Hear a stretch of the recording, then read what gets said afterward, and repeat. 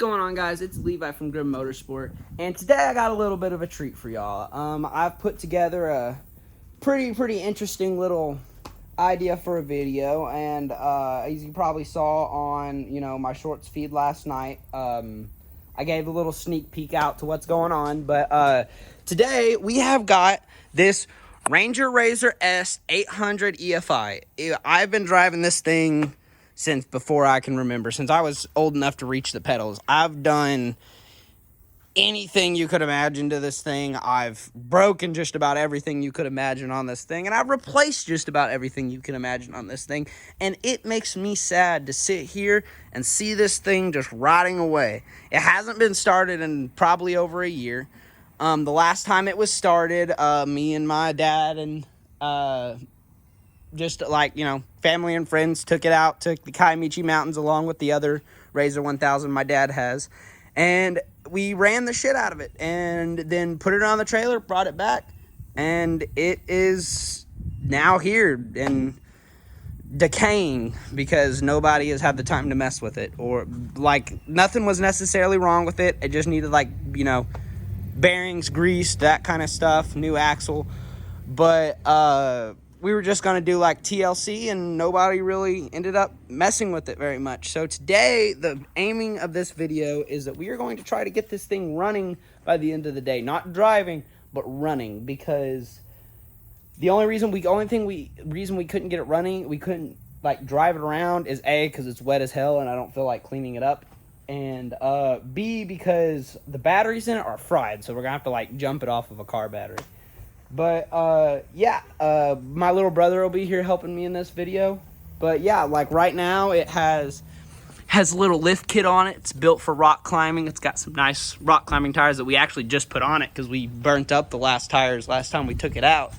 But, yeah, as you can obviously see, this suspension's pretty taut up, and it's built to have a little bit of stance right now. I used to do dirt racing with it, so it was built like a lot lower. It was just like probably stock ride height, maybe a little lower. But yeah, we just mainly need to like get the brakes, do all the brakes. We have a new axle for it over there, and then it's just trying to get it to crank over. But yeah. So without further ado, I mean, let's get into this build. Here's what it looks like without all the tarping and stuff on it. It used to have, like, net doors that came down, but it has 4-point harnesses, and those are gay, so, like, I ain't gonna leave them on there. It did just get a new windshield, though. The windshield is nice and clean. Got some new speakers. Well, they're about a year old, just some, pile, waterproof, like, just basic. I think there's a slight electrical problem up here. My brother did the wiring. And I think something came loose, so you'll probably see him ripping this dang roof off of here and redoing the wiring for these speakers while I'm over here doing brake stuff. But yeah, it's not necessarily modified in any way other than like suspension, but there's definitely plenty in store for this thing. My dad has told me, and we're not going to get our hopes up on this, but he has told me that he'll buy a big bore kit for it if I put it on there. So that may be coming. But yeah, like, there's not much left to do on it. Just get everything slapped on it and start her up. And let's hopefully there's maybe some way we can rig it up to be drove. But I mean, don't get your hopes up because I'm not perfect and you never know what could happen. And it's 3 o'clock and I still haven't even started on this. But yeah. All right, now according to my dad, there's a little bit of frame damage, and it's nothing that's going to like be detrimental to driving it if we have to drive it or if we want to drive it. It's just like one of those things, like, it's gonna have to be fixed. You can thank my older brother for that. But right now, the biggest thing on it that needs to be done is it just needs like brake pads. It needs probably needs new fuel put in it because the fuel in it is old, and it needs batteries and an axle. But other than that, like, it's drivable after that. So like I said, we'll see. but it all just depends. And this right here. This is that Rzr 1000 high lifter I was telling y'all about that my dad has. This thing is a badass motherfucker. I mean, like talking about like this thing will go over anything. I mean, I've seen this shit go through hell or high water, like literally. But yeah. So first thing to do on the agenda is brakes. The brakes aren't that hard to fix on this. They're kind of hard to get off and on, but you have to, because you have to break this like bolt back here, and it's fucking torqued down as hard as it could possibly ever go. But yeah, once we break that, we'll just slide the new ones in there. I have everything to get this Rzr running today, so we're not having to wait on anything. But yeah. Well, anyways, now that that's done, and I didn't forget to film in landscape this time, I got this thing off here, and it took the love of God to get off here. It took, oh my God, like Hercules himself ascended from the heavens to try and break this thing, and whoever torqued this tiny little screw down in here so tight that I had to bust my damn knuckle to get it off, I'm coming for you. I'm going to be in your closet tonight, holding something sharp. So you just watch yourself, okay? But for those of y'all who have a Rzr at home or something that does use this similar style of brake caliper, a lot of people struggle because a lot of people don't realize you do have to take this screw out to replace the brakes. So they end up actually bending their brakes, and you can see kind of like right here where my brother was trying to take this one off. And this is obviously one that's been on here in the weather for a long time. No, I was not running this on my Rzr. But if you don't know that you're supposed to remove that, yeah, you're supposed to remove that, because if you sit here and bend the pads to get them in here, it ruins their structural integrity, and it can actually make them crack and like have pressure cracks and stuff because they are hardened. So yeah. But, yeah, don't torque this down. You don't need that. It need that torque down as much. This screw is literally just to keep this from stopping that. You don't have to torque this down like it's going to make your brake calipers. This thing, you could ride around without this thing for a long-ass time before it would really cause you any problems. So you do not have to torque this down so tight. For anybody out there who has some sort of Rzr, please. I've literally been sitting here wrenching on this for like 20 or 30 minutes. The parts table. Had to get some brakes. I believe. I'm not 100% sure, but I believe these are my rear brakes. Actually, these are the same brakes that I use on that rear tire on that motorcycle too. Yeah, that's it.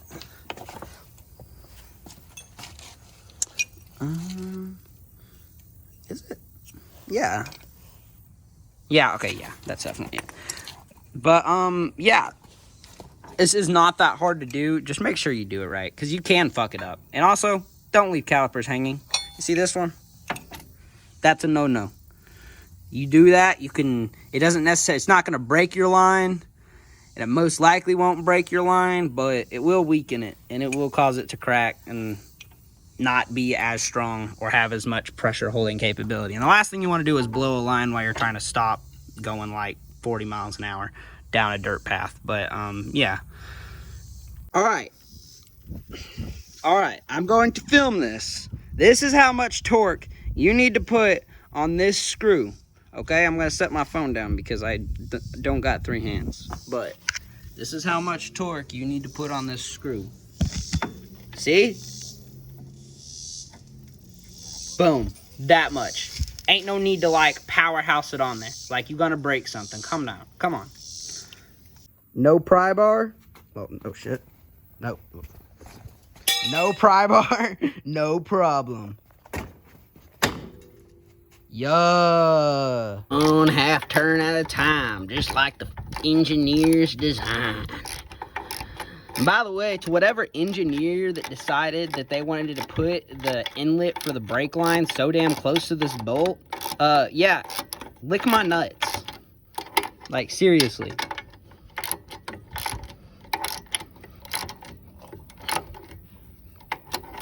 By the way, never use a spline socket. They suck. I'm just cool like that.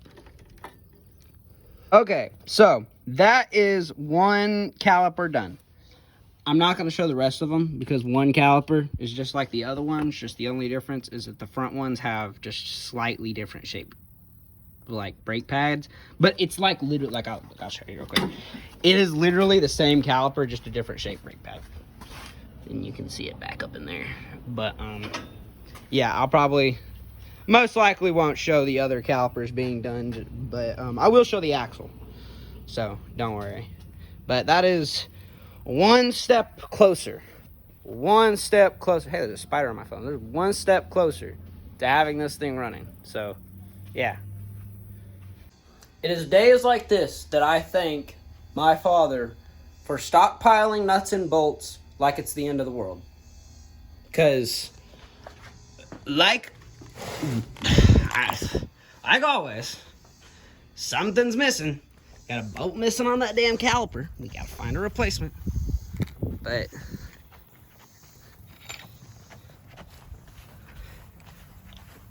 fuck, this thing's heavy.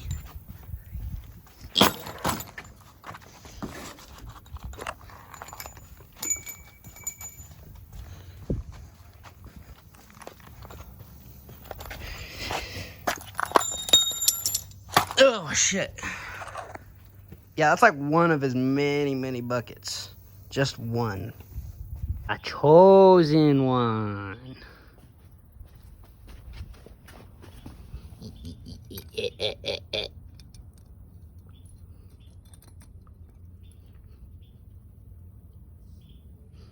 Potts table trip number 2. More rear pads. Yeah, we're putting 2 different types of brake pads on the back. We're putting a ported set and a non-ported set, which basically just means that these ones over here have ports that tell you when they're bad, and these ones don't. Like, these are like the fuck it edition. The rear end is done. Got brakes on that side, brakes on that side. Yeah. We're probably gonna go ahead and move on to this front up here. Gotta take this tire off and replace this axle. Is it this axle? No, it's not this axle. I lied. This axle's perfectly fine. Oh, it's that axle over here. I'll show you. So,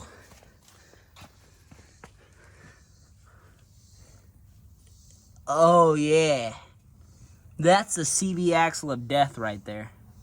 Ain't it beautiful? I mean, dang. Like, it got shredded. This is my brother Jordan, by the way. While he takes this caliper off, I'm gonna go over here and, oh, actually, I guess I do gotta wait. Here, go work on that caliper, because I gotta.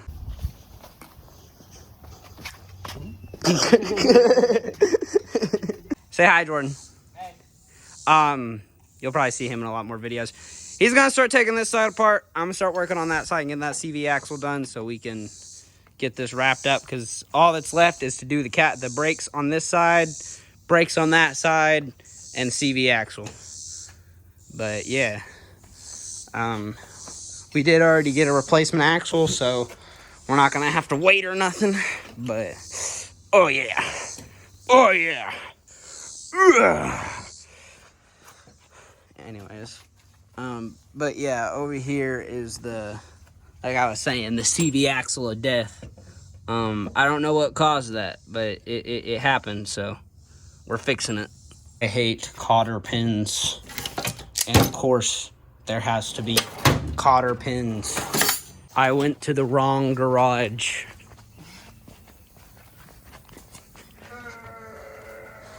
The classic walk of shame of, man, the tool's not here. Time to go check in the other place.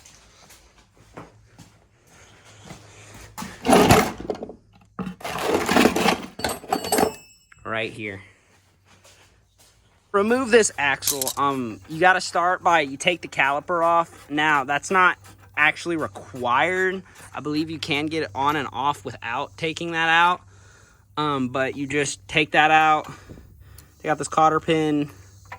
Take this bolt off, and then you'll take this bolt down here that holds the, maybe? Oh, yeah, it's ball joints up here. I think I might just be able to slide this in without it. Yeah, you have to. I think you have to take this ball joint apart up here, which is gonna suck. But I mean, it is what it is. You got it. Make sure you're going the right way first. Yeah. Okay, you got it. Oh, fuck. Did it break or did it fall off? It broke, and then my chest went into the freaking. Oh, it broke loose? Yeah. Oh, well. No pain, no gain, bro. Wait. It's still hard. What the fuck? I'm not sure. I may have to go get more tools, but I think I have the right socket over here. But I don't got a breakover bar. Nope. Back to the garage, I guess. I mean, shit. Like... Here in my garage, again, with my Lamborghini. You know what I like more than Lamborghinis? Busting my knuckles on bolts. Yup. So Jordan despawned. I don't know what happened to him, but I believe this. Yup. Yup.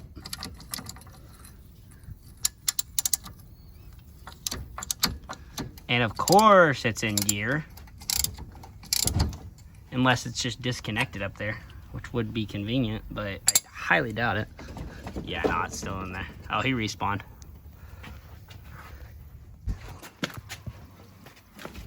Took it off for no damn reason. Perfectly fine. Perfectly fine. That's just how it be. Now the ball joint is disconnected. So oh, that was actually a lot easier than I thought it was. And I'll say all that's left is just to disconnect this, but I mean, it literally just came undone that easy. And of course it's covered in nasty, nasty grease. But this right here, guys, is what happens when you don't regularly check your CV axles. Let this be a PSA to please check your CV axles. Because if it's a Polaris, most likely it's slinging. At some point, you are going to have a CV axle slinging grease all over your wheel well. And that's not necessarily a problem, but what is a problem is when all that grease goes away and then that locks up and it fucks up your gearbox up there. So, yeah. But when you go to take these out, one of the biggest things that a lot of people struggle with is they think you just got to yank. But what you got to do is you have to push it and then pull it. Like you have to, sorry, I think, oh, fuck. Man, I got something in my thumb. But you got to push it and then you got to pull it. I'll show you in a second. Hold up. Now you should just be able to like push and pull that and it will come out. Because it's kind of just only held in there with a little C-clip that like you just like have to align up with like the hole. But if you continue to sit there and push it and pull it, you will fuck it up. So be careful and make sure you're not putting any unnecessary amount of strain on it. But my dad did just come over here and inform me that that brand new CV axle is not the right axle. So we're going to have to take the boot off of this axle and put it on this axle. And it's really going to suck. But yeah, it'll be awesome in the end. Probably, maybe, if this old-ass Polaris doesn't decide that it has another problem with something I'm doing. But yeah, let's get to it. I'm going to film this in vertical because, in like, you know, vertical view. Because I have to set my phone up in a way that I know it's going to see me. But yeah, it shouldn't be that hard. It should just be as simple as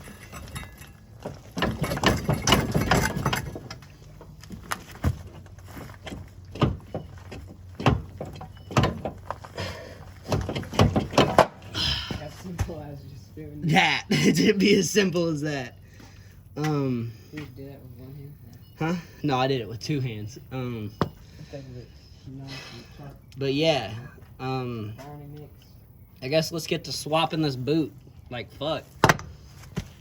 So, last time I did this, it really sucked. It took a long time, and it took like 3 hours of sitting there and fiddling with it and stuff to get it off there, and then on, but getting it back on was a whole nother fucking story. It's a whole nother, because like those, not only are those clamps that are on it like only one time use, and I'll show you when we go back over there, but like it's just, they definitely want you to just replace the axle, but we're not going to do that because fuck making things easy. Safety second.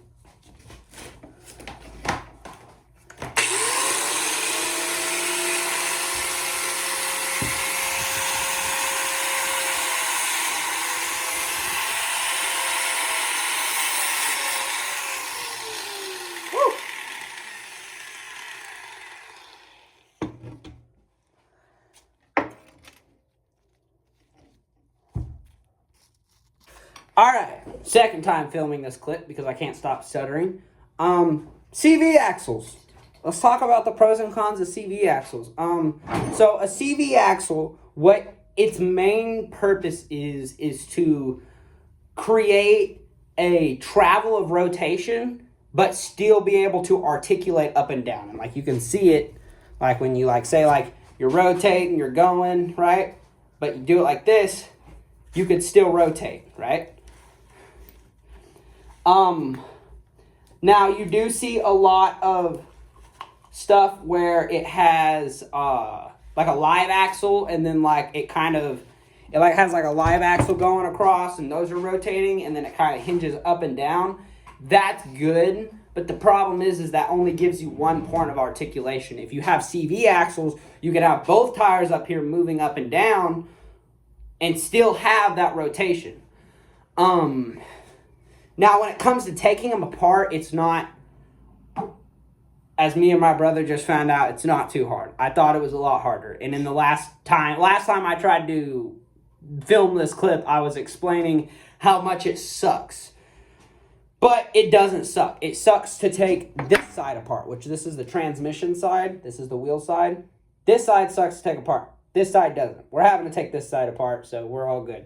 You have to take the boot off, which I have I'll show you that. And then there is a spline with like a little C clamp. It's hard to see because it's all covered in grease.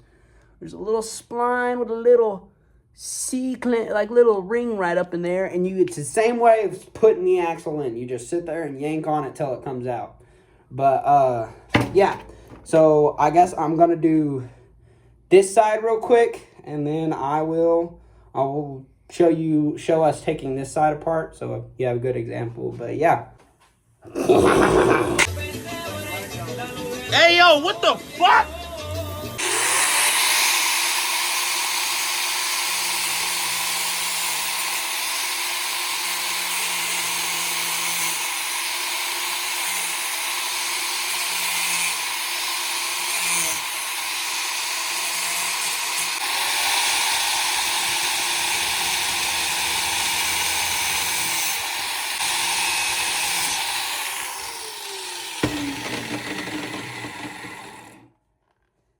In future reference, you probably shouldn't do that, because this boot that I'm replacing over is the one I just cut that on. Unless you really know what you're doing, don't fucking do that, because you'll fuck up your boot. And I almost did just fuck up my boot. So yeah. Round two.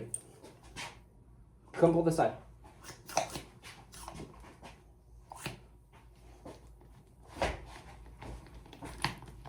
Oh crap, I'm cutting myself. Get a grease rag.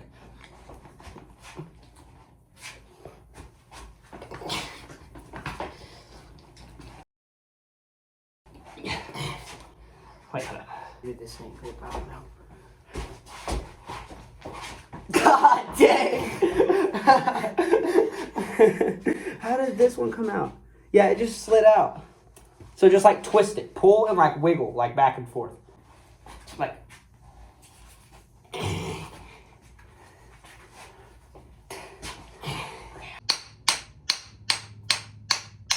There it goes. Fuck! I said it was easy, but like, damn. As you can see, things can always be underestimated. Okay, now time to swap the boot. Put this motherfucker right here. Back on there. Like that. That easy. 30 minutes later. Hey, scream at someone. So, I don't care who you are. I do this and it works. It has worked. I've done it for a long time. It works, okay? If you do not have any worm clamps and you need a quick fix, you can use zip ties. This is not holding back any pressure. Only thing it's doing is keeping the boot from slipping out of its little like ribbed area. So it's not holding back any pressure. It is perfectly okay to use zip ties. So before somebody's like, oh, them zip ties are gonna wear off in a few weeks, I don't care. You can use zip ties.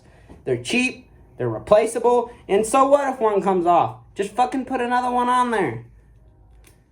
Forget about it. Boom. Just like that.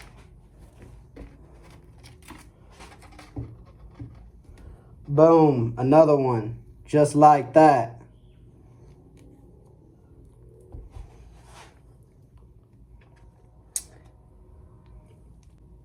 One second.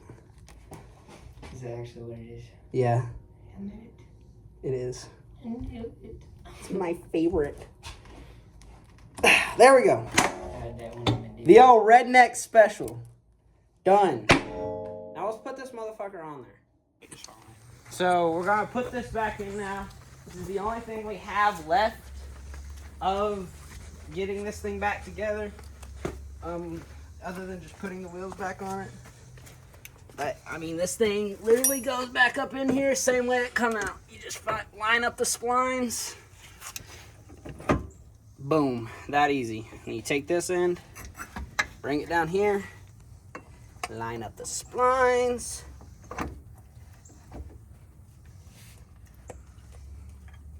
I said line up the, there it goes. Line up the splines. Oh shit. And pop that bitch back up on that ball joint. Now where's that bolt?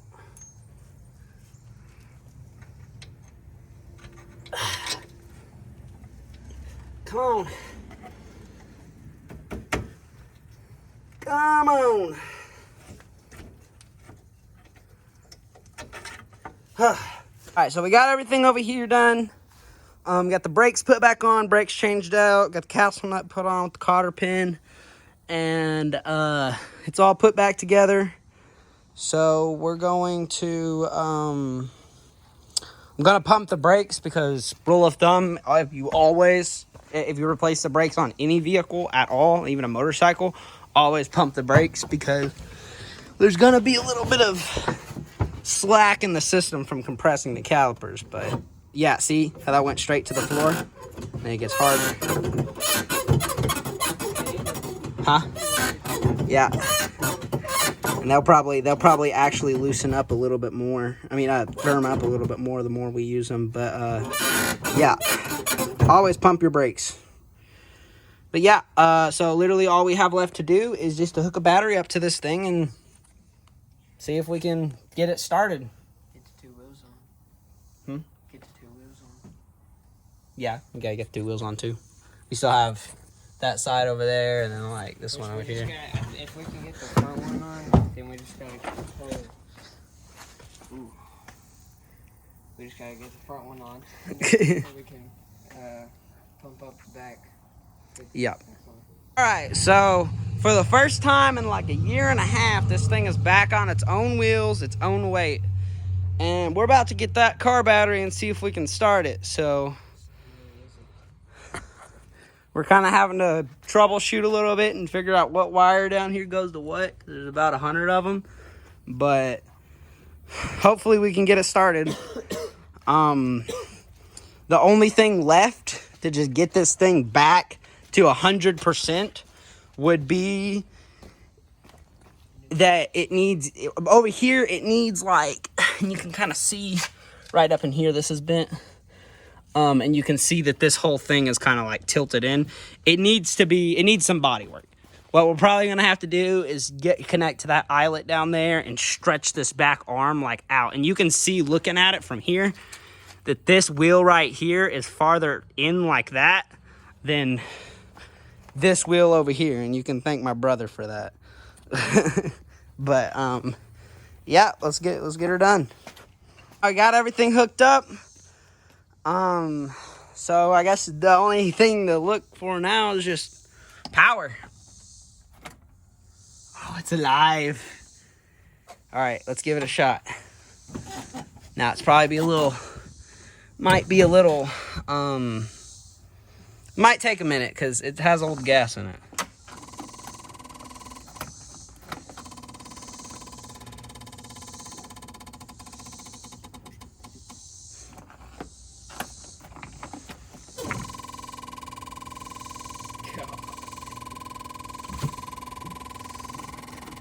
I think that means that it don't got enough power to do what we're wanting it to do.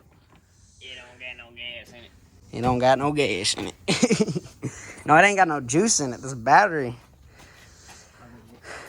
I guess let's go get another battery. We'll be back. So now the bomb has been armed. It has. We don't talk about it. All right, let's try this again.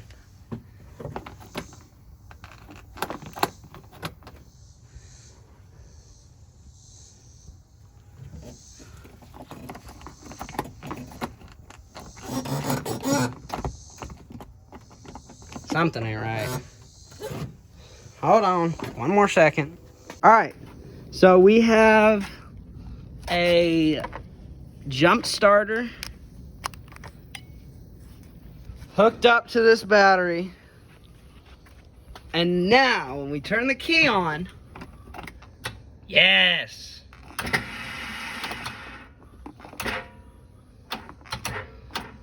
Come on.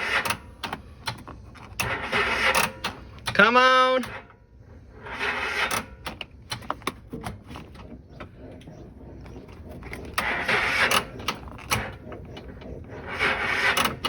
All right, let's give it a second.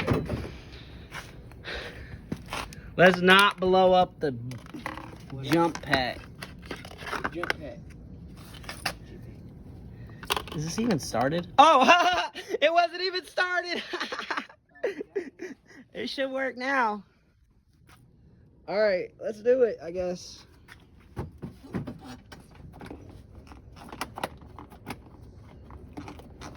Oh, hold up. It ain't working now.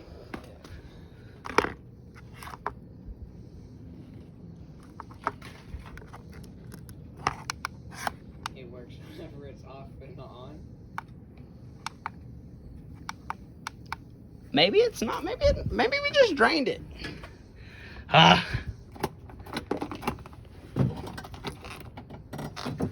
See, these wires are warming up, but the thing is like, I'm not shorting anything out, so I don't understand why it ain't working. So I guess we're just gonna sit here and fiddle with this until we can get it to start, and then we'll get it. We'll film it once we get this thing to start, because I don't got time to sit here and film all this. Gotta try this again. It turns on.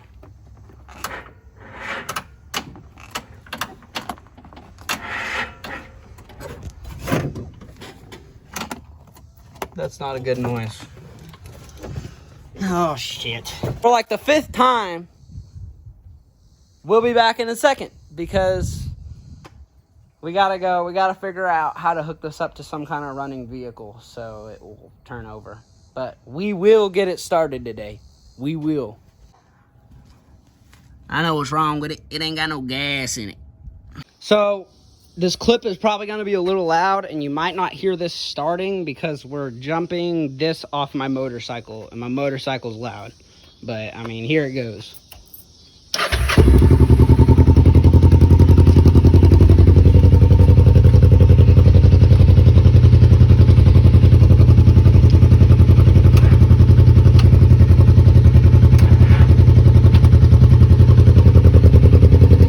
I guess we gotta let it charge up a little bit.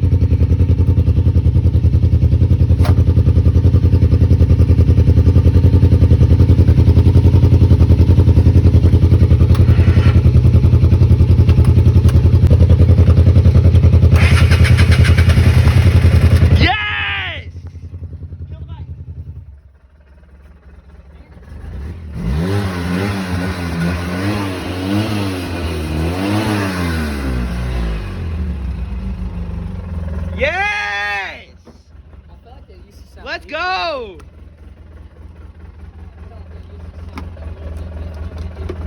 Fuck! That took a lot! Yes! I wonder if the lights work. Hold up.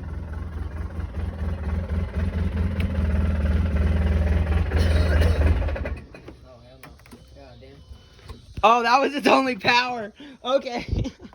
Whoops. Try this one more time for good luck.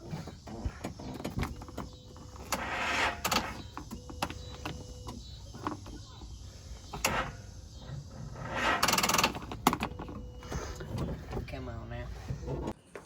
All right, well that's gonna do it for this video, guys. We got it running, and hopefully we can get it to, you know, stay running without being hooked up to an external power source, which is probably gonna deal with having to get it new batteries. I believe my dad has batteries on the way, but that's gonna be it for this video. So I guess I'll see y'all on the next one.